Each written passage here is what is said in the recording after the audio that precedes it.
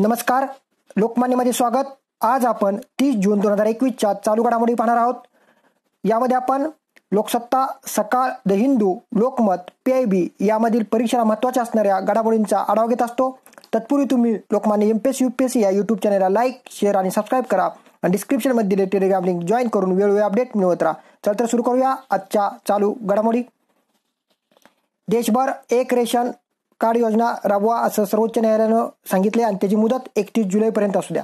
याचं कारण असं आहे, आत्ता करोनामुळे सगळ्यांचा बऱ्यापैकी जणांचा अन्न वस्त्र निवाराचा प्रश्न निर्माण झाला आणि या प्रश्नासाठीच सर्वोच्च न्यायालयामध्ये याचिका दाखल झाली होती आणि या याचिकेच्या अनुषंगानं हे निर्णय आलेला आहे. साधारण आपण पाहिलं तर रोजगार सुद्धा भरपूर जणांचा गेलेला आहे आणि यामध्ये काही गावाकडे लोक गेल्यामुळं रेशन कार्ड त्यांचं शहरामध्ये असेल किंवा शहरामध्ये काही स्थलांतरित झाले त्यांचे रेशन कार्ड गावाकडे असेल. अशा वेळेस एक राष्ट्र किंवा एक देश एक रेशन कार्ड म्हणजे one nation one ration card ही योजना 31 जुलैपर्यंत राबवावी असं सांगितलंय. कोविडजन्य परिस्थिती कायम असेपर्यंत केंद्र सरकारनं सर्व स्थलांतरित श्रमिकांना सीधा पुरवावा असंही आदेश सर्वोच्च न्यायालयाने दिलेले आहेत आणि श्रमिकांच्या अन्न सुरक्षेला प्राधान्य देण्याचं सांगितण्यात आलेलं आहे. हर्षमंदर किंवा अन्य काही असतील सामाजिक कार्यकर्ते यांनी याचिका दाखल केली होती. या याचिकेवर काल निकाल देताना हे सांगण्यात आलेलं आहे. यानंतर मॉडर्नाची लस लवकरच उपलब्ध होणार आहे. अमेरिकेतील मॉडर्ना कंपनीची कोरोना प्रतिबंधक लस भारतात लवकरच उपलब्ध होऊ शकेल. मर्यादित आपत्कालीन वापरासाठी ही लस आयात करण्यात मुंबईतील सिप्ला औषध कंपनीला भारताची सिप्ला औषध कंपनी आहे तिला भारताच्या औषध नियंत्रकांची म्हणजे DCGIची परवानगी भेटलेली आहे. औषधे आणि सौंदर्य प्रसाधने कायदा 1940 अंतर्गत नवीन औषधे आणि वैद्यकीय चाचणी नियम 2019च्या तरतुदीनुसार DCGIने सिप्लाला मॉडर्नाची लस आयात करण्यात परवानगी दिलेली आहे. त्यामध्ये मग आता मॉडर्नाची लस ही आता आपल्याला भेटणार आहे.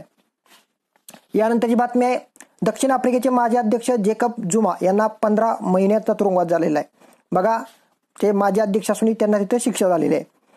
कारण न्यायालयाच्या अवमान प्रकरणी 15 महिन्याच्या तुरुंगवासाची शिक्षा त्यांना सुनावण्यात आलेली आहे.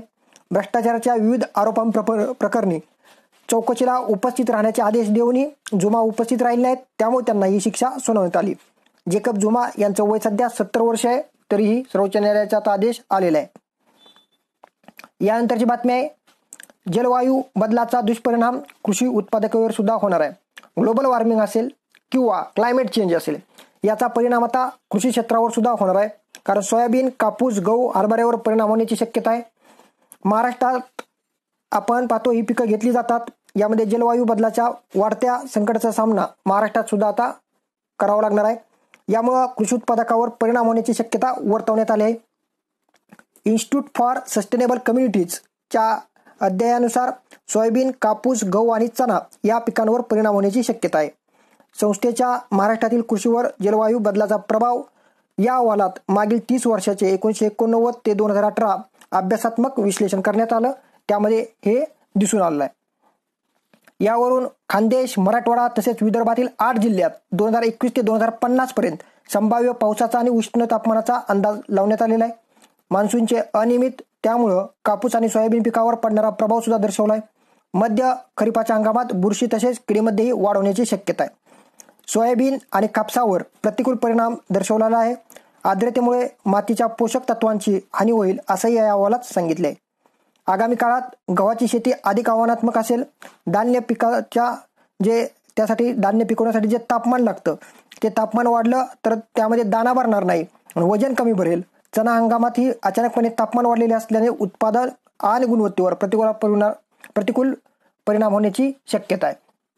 यासाठी आता आपल्याला काय करावं लागेल तर शेतीचं तंत्र बदलावं लागेल आणि यामध्ये आपण पाहतो काही प्रमाणात आपल्याला तंत्रज्ञानाचा अवलंब करून भूजल स्तर वाढवण्यासाठी काम करावं लागेल.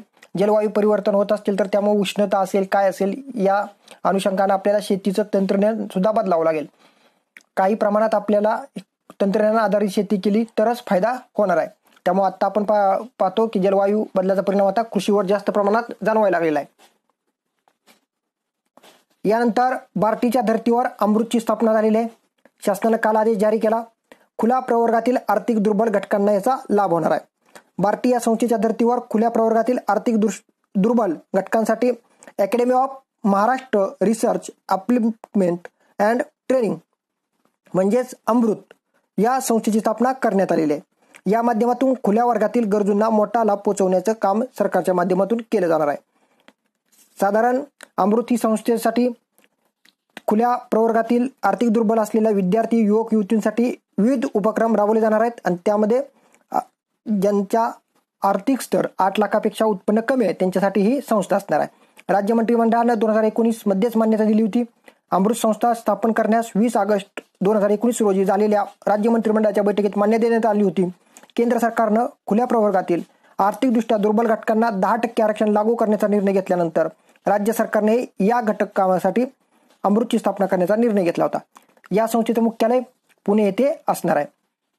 साधारण आपण पाहतो सारथी आपण पाहतो गरीब मराठा विद्यार्थ्यांसाठी आहे. बार्टी ही SC ST कॅन्डिडेटसाठी आहे. त्यानंतर महाज्योती ही OBC साठी होते. पण खुल्या गटामध्ये काही असे घटक वर्ग आहेत की ज्यांना याचा लाभ होत नव्हता, कोणतेही आरक्षण भेटत नाही, काय नाही. अशा वेळेस त्यांना अशी जर मदत भेटली, आर्थिक मदत जरी नुसती, तरी ते यश मिळवू शकतात.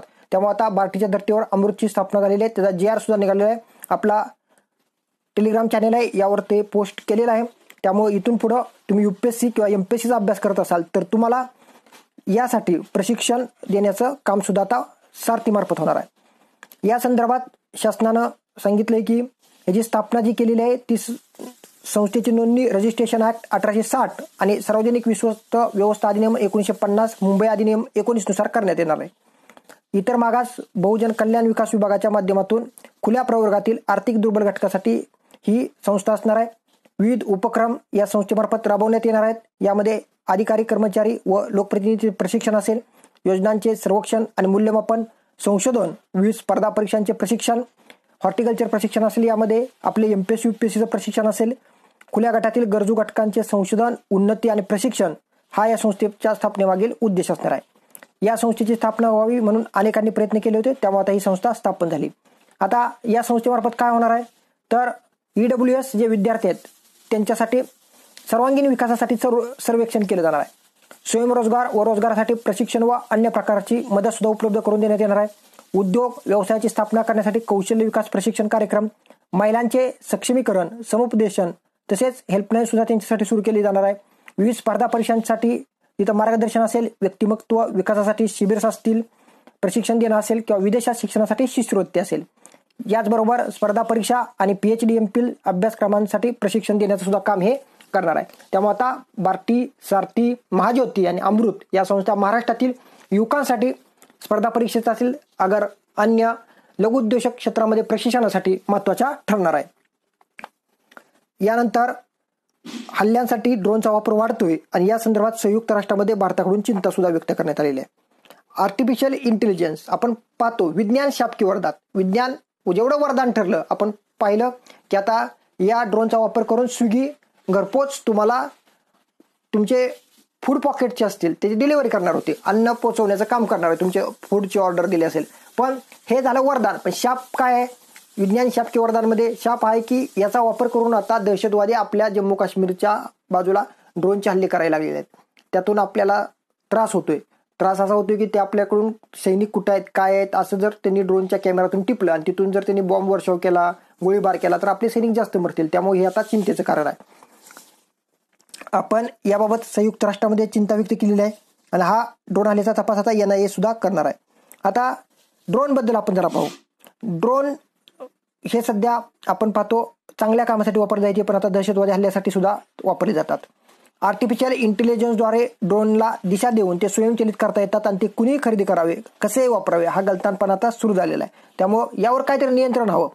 1903 मध्ये राईट बंधूंनी विमानाचा शोध लावला होता आणि याच्या काही वर्षानंतर 1918 मध्ये तोफखान्याच्या लक्ष्यभेदासाठी मानवरहित विमान म्हणजेच ड्रोन तयार करण्यात आले. कधी? 1918ला. हिस्ट्री सांगतो मी तुम्हाला कसं कसं त्याचं हे झालं. पहिल्यांदा त्याचा वापर मर्यादित होता, लष्करी फायद्यासाठी प्रत्यक्ष तेव्हा आणलेला होता. त्यानंतर काळात युद्धाचं तंत्रज्ञान बदलत गेलं, नवीन नवीन शस्त्रास्त्र निर्मिती करण्यात आली, जेट विमानाबरोबर हेलिकॉप्टरचाही शोध लागला. ड्रोन हे मानवरहित असल्याचं लष्करी व्यूहरचनाकारांच्या युद्धभूमीत त्याचा प्रभावी वापर करता येऊ लागला आणि काळानुरूप तंत्रज्ञान जसं बदललं तसं ड्रोनचं स्वरूपही बदलत गेलं. आता लष्करी वापराबरोबर सार्वजनिक क्षेत्रातही ड्रोनचा मोठ्या प्रमाणात वापरला जात आहे. यामध्ये सर्व कळत असताना या तंत्रज्ञानाचं महत्त्व ओळखून दहशतवाद्यांनी त्याचा वापर सुरू केला. याच धर्तीवर जम्मू काश्मीर येथील हवाई तळावर झालेला ड्रोन हल्ला ही पुढच्या धोक्याची घंटा आहे. दुर्गम प्रदेशात सुरुवातीला टेळणी करण्यासाठी तसेच शत्रूची माहिती घेण्यासाठी सुरक्षा यंत्रणा ड्रोनचा वापर करू लागल्या होत्या. पुढे दुर्गम भागात खाद्यपदार्थ आणि शस्त्रास्त्रे पुरवठ्यासाठी ड्रोनचा वापर होऊ लागला. सुरुवातीला धातूच्या स्वरूपात येणारे ड्रोन आता प्लॅस्टिक तसेच सिंथेटिक पदार्थाचे तयार होतात. त्यामुळं त्यांचं रडारवर शोध घेणं कठीण जाते. त्याच आकाराचे लहान असल्यानं सहजासहजी ते रडार यंत्रणेवर सापडू शकत नाहीत.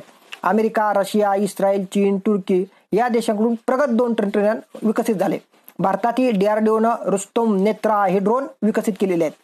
खाजगी कंपन्याही ड्रोन विकसित करीत आहेत. अमेरिका, इस्रायलच्या काही कंपन्या आहेत, त्यांच्याकडून काही देश ड्रोन विकत घेतात आणि ड्रोन आता सहजासहजी उपलब्ध होत आहेत.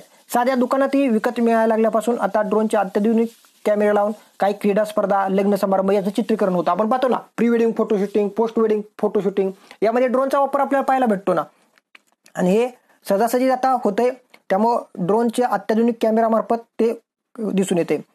आकाराने छोटे आणि मोठे तसेच 5 ते 10 किलोचे वजन वाहून येणारे हे ड्रोन आज सहज उपलब्ध आहेत. ड्रोन GPS प्रणालीद्वारे दूरवरून ऑपरेट करता येऊ शकतात. त्यामुळं त्याचाही वापर कधी औषधं पोहोचवण्यासाठी किंवा बाकीचं काय पोहोचवण्यासाठी होतोय.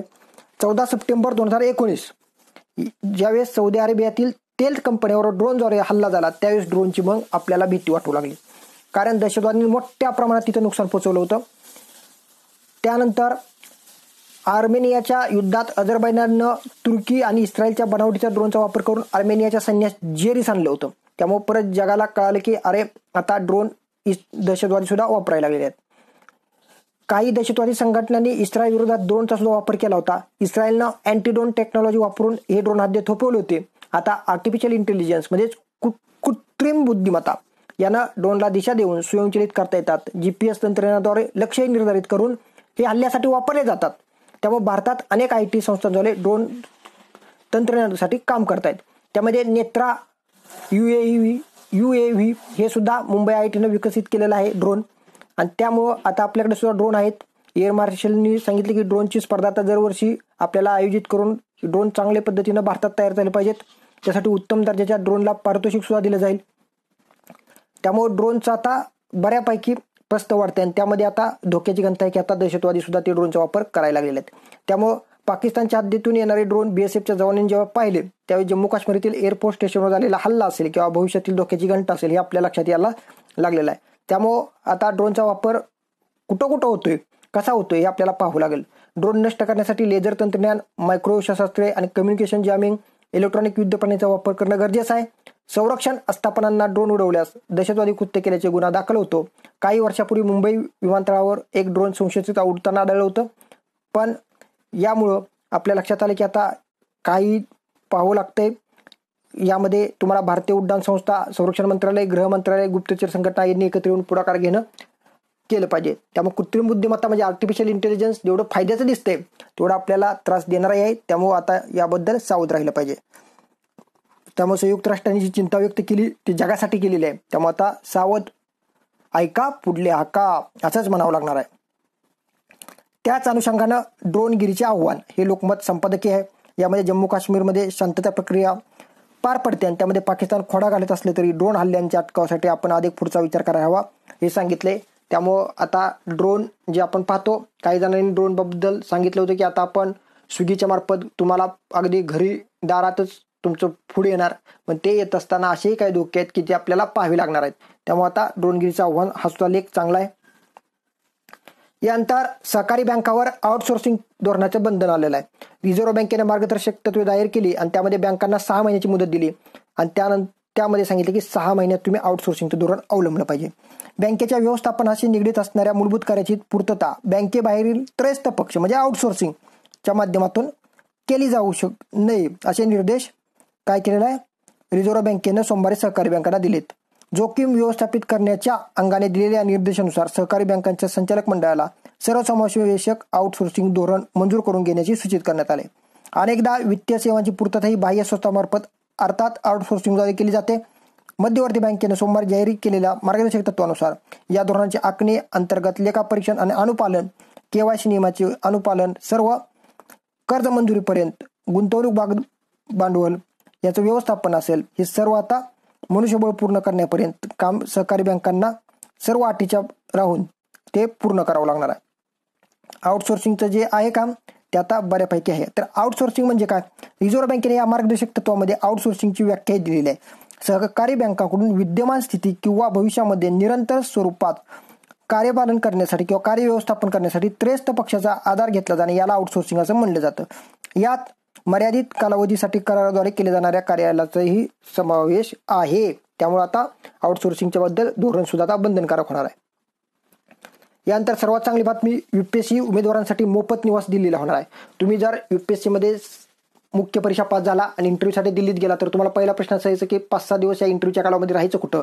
राज्य सरकारनं काल GR काढला आणि त्यामध्ये सांगितलं की केंद्रीय लोकसेवा आयोग म्हणजेच UPSCची मुख्य परीक्षेसाठी तुम्ही क्वालिफाय झाला आणि मुलाखतीसाठी पात्र ठरला असेल तर तुम्हाला महाराष्ट्र सदन आहे जुना आणि नवीन दिल्लीमध्ये, त्यामध्ये मोफत राहण्याची सुविधा उपलब्ध होईल.